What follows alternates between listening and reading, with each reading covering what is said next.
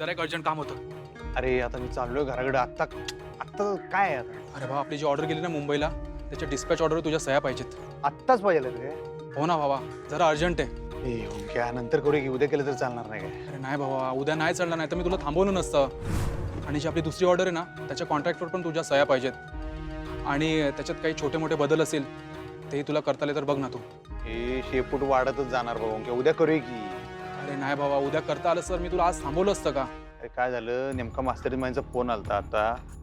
त्यांनी मला घराकडे बोलवले अर्जंटमध्ये. मग त्यांचा फोन आल्यापासून माझ्या डोसक्यात तेच चाललं रे. म्हणताना म्हणलं हे पण काम जरा अर्जंट आहे आणि मी पण आहे ना, आपण दोघे मिळून काम करू, पटापट होईल. बरं ठीक आहे, चल पाठदिशी चल.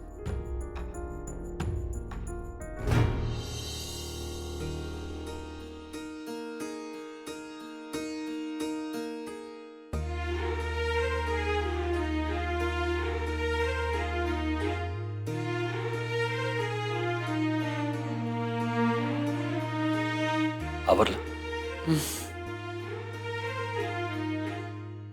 बोला ना. बैस.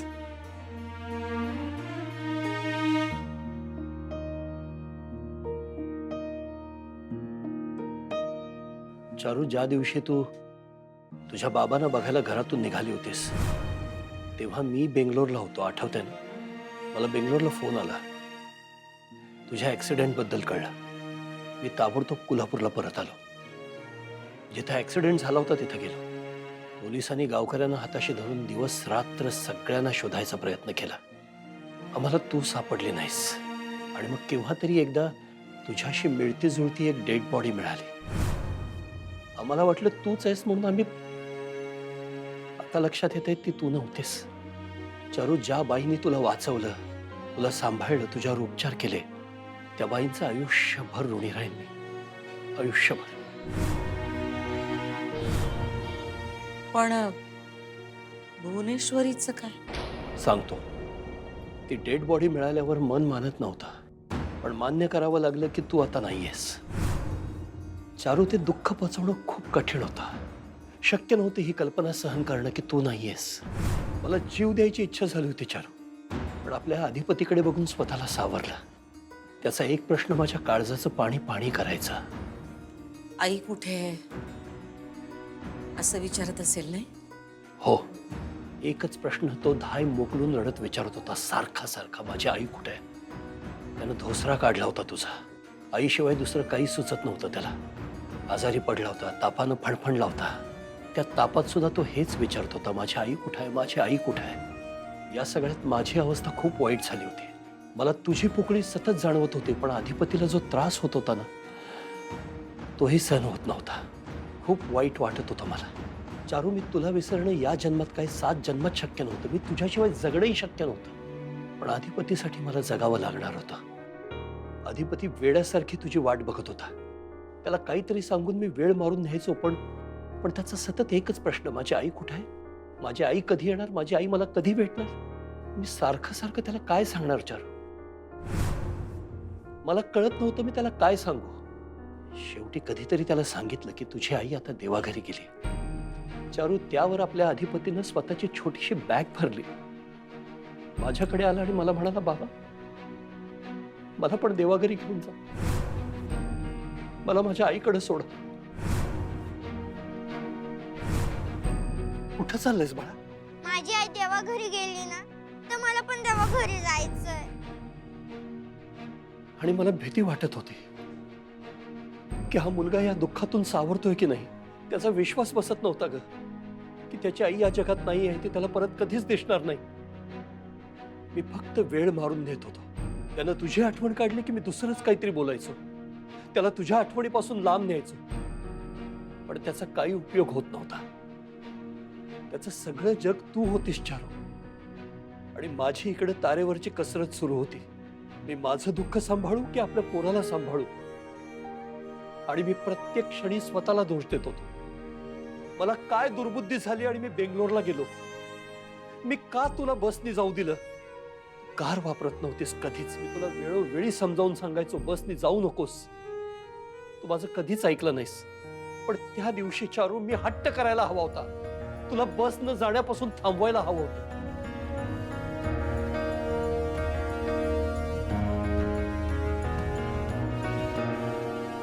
पण भुवनेश्वरीचं काय?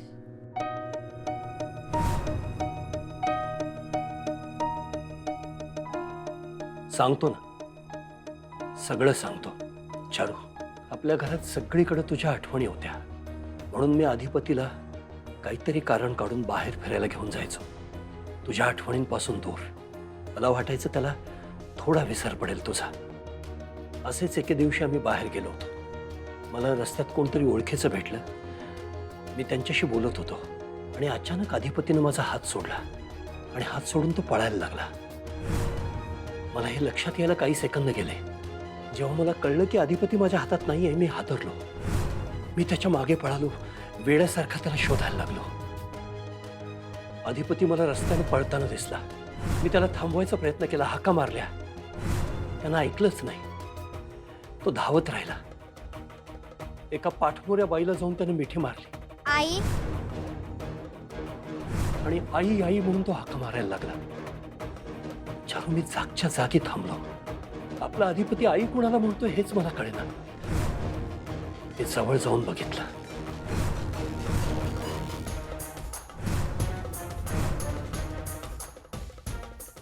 अगदी साध्या कपड्यातली गरीब बाई वाटत होती ती.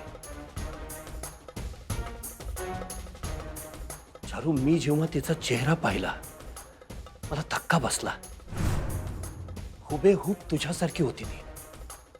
अगदी तूच समोर आलीस असं वाटावं. तीच ही बाई, भुवनेश्वरी. आता आलं लक्षात सगळेजण मला भुवनेश्वरी का म्हणत होते ते. पण चारू, तुझी आणि तिची तुलना नाही होऊ शकत. जमीन आसमानाचा फरक आहे तुम्हा दोघीत. ही अशिक्षित, अडाणी, गावंढळ, उर्मट बाई आणि अतिशय पराकोटीची स्वार्थी बाई होती ती. चारू, तिच्या येण्यानं आपलं हे घर अपवित्र झालं होतं. आज तू परत आलीस आणि पुन्हा आपलं घर पवित्र झालं. चारू,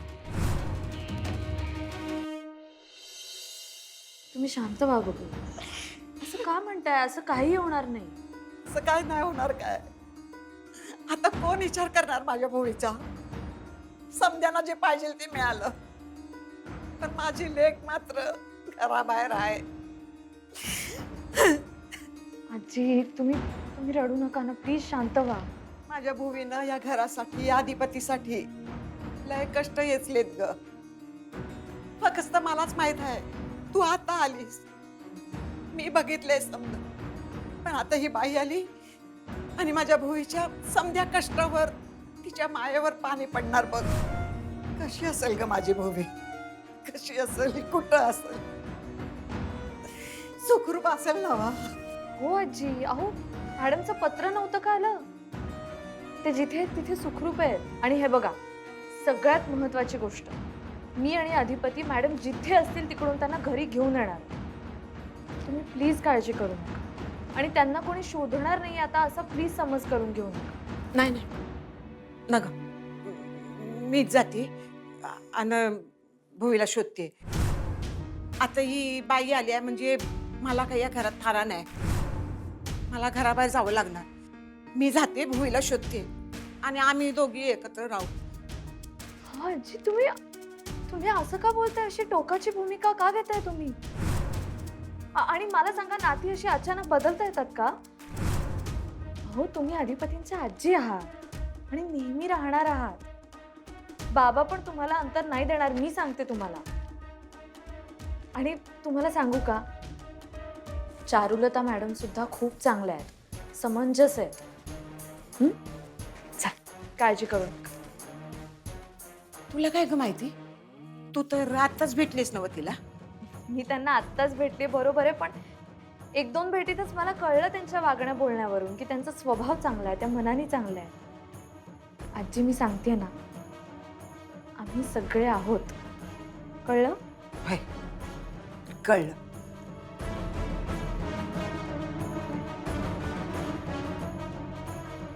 भुवनेश्वरी अगदी माझ्यासारखी दिसायची.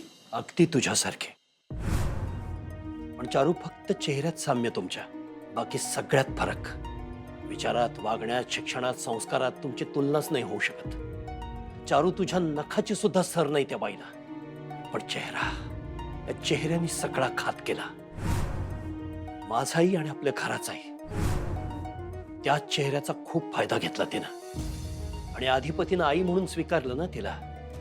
या गोष्टीचा तर इतका फायदा घेतला तिनं. फायदा घेतला म्हणजे? रस्त्यावरची फाटक्या कपड्यातली दरिद्री बाई होती ती. इथलं ऐश्वर्य बघून डोळे फिरले ग तिचे. मग तिनं अधिपतीच्या भावनांचा वापर करत या घरात बस्तान बसवलं.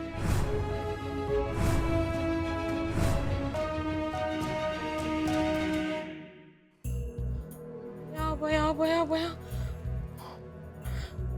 संपलं. पुरतं संपलं ग चंचे. तर काय करायचं आपण? वाटोळं झालं,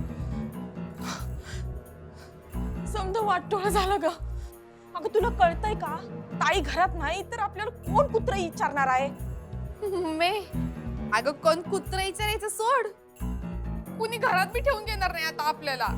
तुला आठवतंय मोठ्या मालकाने आपल्या ताईला कसं घराबाहेर काढलं ते? आता आपली बी अशीच गत होणार आहे ग. मोठे मालक आणि ही इतकी वर्ष गायब असलेली त्यांची बायको, तर दोघं बी मिळून आपल्याला तडीपार करणार बघ तू.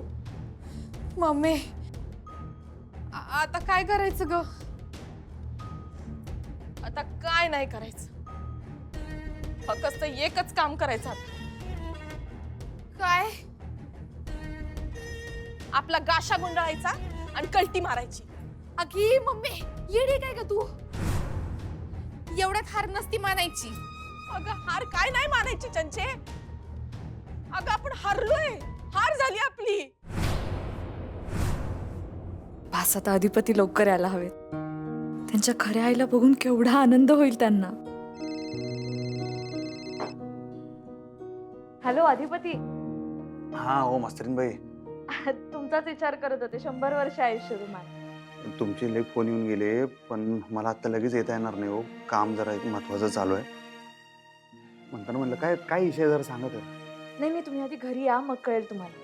अहो तुम्ही टेन्शन देऊ नका, मला फोनवरच सांगा की काय काय काय झालंय. अहो असं नाही सांगता येणार मला. तुम्ही आधी घरी तर या लवकर. बरं एवढं तर सांगा, टेन्शन घेण्यासारखं नक्की काय नाही ना हो? मी हातचं काम सोडून आता लगेच येता येणार नाही हो. नाही अधिपती, असं फोनवर सांगण्यासारखं नाहीये. तुम्ही टेन्शन घेऊ नका. तुमच्या हातात जे काम आहे ना ते उरका आणि घरी या. म्हणजे बाहेर कुठे जाऊ नका, डिरेक्टली घरीच या. हा लवकर या. ठीक आहे, 0 मिनिटात येतो मी काम उरकल्यावर. बाय. त्या बाईचं या घरात असणं मला अजिबात सहन होत नव्हतं चारू. अधिपतीच्या मनातलं तुझं स्थान तिनं घेतलं होतं, या गोष्टीचा तर इतका त्रास व्हायचा मला. मी खूप प्रयत्न केले चारू तिला या घरातनं बाहेर काढायचे, पण प्रत्येक वेळेला अधिपती मध्ये यायचा. पण त्याची तरी काय चूक? त्याला आई मिळाली होती ना. त्याच्या हट्टामुळे प्रत्येक वेळेला मी हातबल होत गेलो. माझ्यावर इतका वाईट परिणाम झाला. अधिपतीवर पूर्ण जादू केली होती तिनं, आणि मला हे असह्य होत होतं. तिचं तोंड बघायला लागणार या एका कारणासाठी मी खोलीतून बाहेर पडायचं टाळायला लागलो. नंतर हळूहळू मी आजारीच पडलो. चारू, मी इतका आजारी पडलो की अंथरुणाला खिळून राहिलो. बधीर झालो होतो मी. मला बोलताही येत नव्हतं. मी बधीर झालो होतो का त्या बाईनं मला बधीर केलं होतं हे मला अजून नीट कळलेलं नाहीये. पण यामुळे आपल्या खर्चा कारभार, आपली फॅक्टरी, आपले सगळे बिझनेस तिनं बळकावले. सगळी सूत्र तिनं स्वतःच्या हातात घेतली. चारू, मला याचंही काही वाटलं नाही, पण आपल्या अधिपतीचं शिक्षण तोडलं तिनं. त्याला शिकू दिलं नाही, आणि याचं खूप वाईट वाटलं मला. काय? हे काय सांगताय तुम्ही? होय चारू. चारू, मला माफ कर. मी नाही त्याला शिकवू शकलो. तुझं सगळ्यात मोठं स्वप्न होतं ना त्याने शिकावं, मला नाही पूर्ण करता आलं. मी काय करू? मी हातबल होतो चारू. चारू, अधिपती माझं काहीच ऐकत नव्हता. तो फक्त त्या बाईचा ऐकायचा. त्याच्या आईसाहेब म्हणतील ती पूर्व दिशा. मी खरंच काही नाही करू शकलो. मला माफ कर. अहो जाऊ द्या ना, घडून गेलेल्या गोष्टी आहेत ह्या. तुम्ही नका त्याची माफी मागू. जाऊ द्या.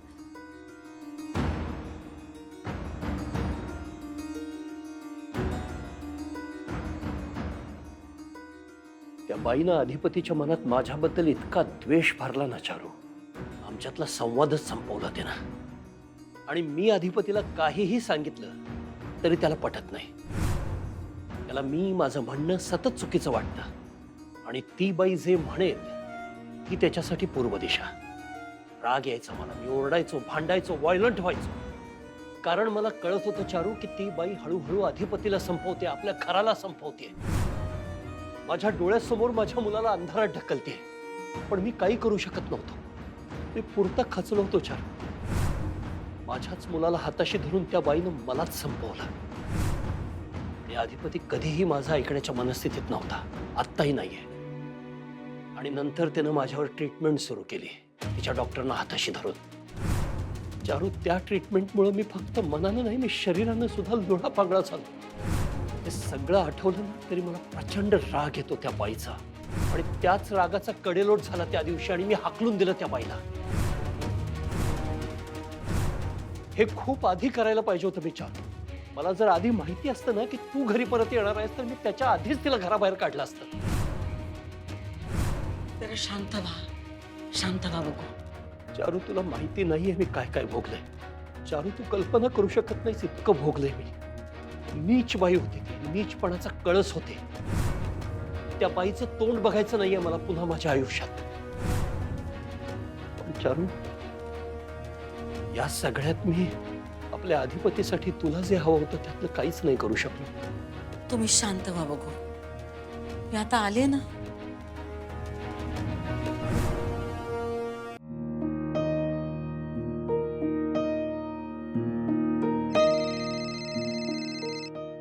हाय, बोल. आहेस कुठे तू? किती दिवस झाले तुझ्याशी बोलणं नाही झालेलं. तू फोन पण उचलत नाहीयेस अक्षरा, काय झालंय? हो अगं, सॉरी खरंच सॉरी. मी बाबांचे पण मिस्ड कॉल्स बघितले. मला इतकी गडबडीत होते ना, मी फोन करायला वेळच झाला नाही. नाही, मला कळू शकतं, पण तू फोन उचलत नव्हतीस ना, मग आम्हाला काळजी वाटत होती ना ग. पण काही झालंय का? काही टेन्शन आहे का? एवढे का फोन केले तुम्ही? अगं का काय अक्षरा? अगं भुवनेश्वरी मॅडम अजून सापडल्या नाहीयेत ना. किती दिवस झाले, त्यांचं काहीच खुलासा नाहीये. कसं होत असेल ग? नाही म्हणजे कसे शोधणार आहात तुम्ही?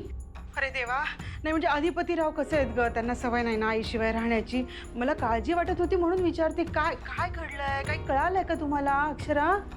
अगं आई, त्यांच्या खऱ्या आई परत आल्यात.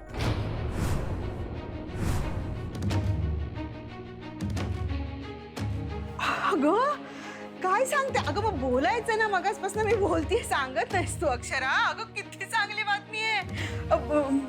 म्हणजे भुवनेश्वरी मॅडम परत आल्यात का? देवा, बरं झालं रे बाबा. अक्षरा, अगं आपलं गाणं ऐकलं देवानी. वा वा वा वा. आई, ऍक्च्युली भुवनेश्वरी मॅडम नाही आल्यात परत.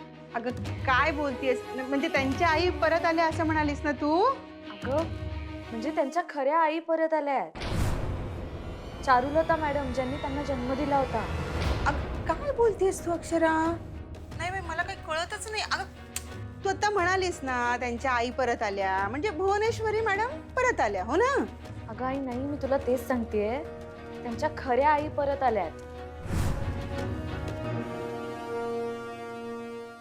तुला खरं सांगतो चारू, मला वाटलं होतं ती बाई कधीतरी निघून जाईल या घरातून. हळूहळू अधिपतीला मी समजावून सांगेन आणि त्या बाईला बाहेर काढेन, परत पाठवून देईन.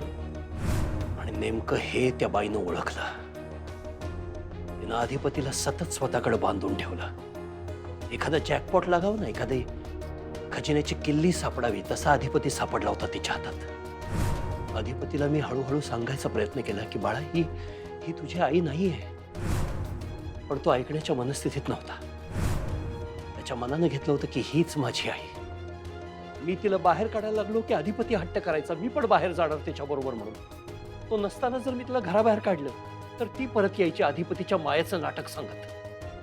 चारू, तुला खरं सांगतो, अधिपतीनं तिला आई मानलं असलं तरी माझ्या आयुष्यात त्या बाईचं कसलंही स्थान नाही. तेव्हाही नव्हतं, आजही नाही. सुरुवातीच्या काही दिवसात मी घरी येणं टाळायचो, स्वतःला बिझी ठेवायचो, तिचं तोंड बघायला नको म्हणून. पण याचा एक तोटा झाला. आपल्या आपला अधिपती जास्तीत जास्त तिच्या सहवासात राहायला लागला.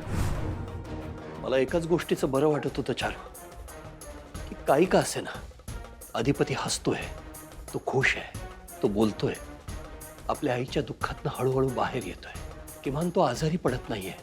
हे एवढंच काही ते समाधान होतं मला चारू. आपल्या मुलाच्या हसऱ्या खेळत्या चेहऱ्यासाठी मी सरेंडर केलं स्वतःला, अधिपतीला तिच्या ताब्यात सोपवलं. आणि हीच माझी मोठी चूक झाली चारू. माहिती नाही, कदाचित त्या भुवनेश्वरीलाही अधिपतीचा खरा लळा लागला असेल. खरंच आईसारखं प्रेमही केलं असेल तिनं त्याच्यावर. पण चारू, जसजसा अधिपती मोठा व्हायला लागला ना, तसतसं त्याच्या प्रेमाची जागा भक्तीनं घेतली. आई साहेबांशिवाय त्याला काय आयुष्यच उरलं नाही. ती एकटीच कशी बरोबर आहे आणि तिचंच म्हणणं कसं खरं आहे हे तो मला आणि सगळ्यांना सांगायला लागला. तेही चाललं असतं ग मला. पण चारू, तो माझा द्वेष करायला लागला, माझा तिरस्कार करायला लागला. त्याचं वाईट वाटायचं मला.